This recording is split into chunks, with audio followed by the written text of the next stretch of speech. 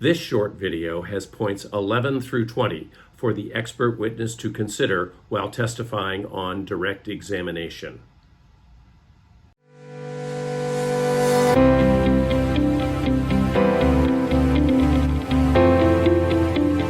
Next, the organization of the expert testimony should include clear breaks between different areas of the underlying analysis, so the jury can mentally conclude one area before moving on to the next. 12. When dealing with a complicated analysis, it's helpful to frequently break it down to the following 3 steps, or there are 4 factors to consider when analyzing problem X. If you do that, the lawyer can then ask the witness for an explanation of step 1, then step 2, etc. You should design this outline and questions into your proposed script and practice with your lawyer. 13. Develop a question and answer series that allows for a balance of short answers juxtaposed with longer answers. Make your testimony interesting and able to be followed by the jury. 14. Complicated concepts must be presented with straightforward, simple examples to make them real. Work with your lawyer in the preparation phase to develop workable examples. 15. Most people are visual learners, so graphics are very helpful to explain concepts and summarize opinions. Now, the key to graphics is simplicity. They shouldn't be complicated spreadsheets or complex scientific formulas. Regular people can't easily follow these types of visuals. Look at these graphs. Yes, they are colorful and maybe even artistically pretty. But do they easily tell you anything? Can you make sense of them without a detailed explanation?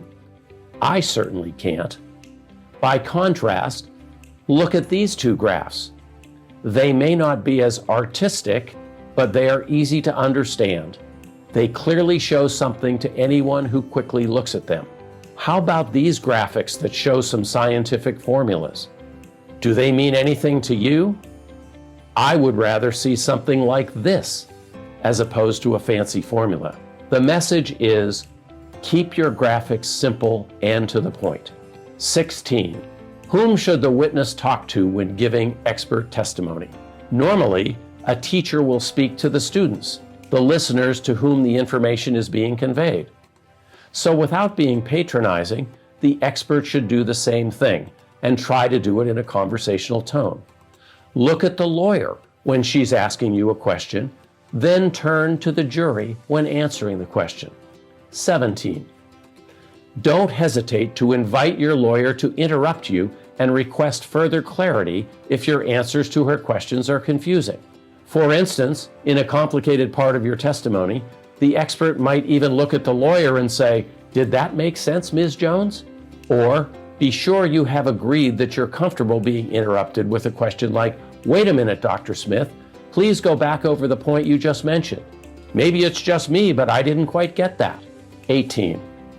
Direct examination should be a structured conversation between the lawyer and the expert designed to lead to a logical conclusion.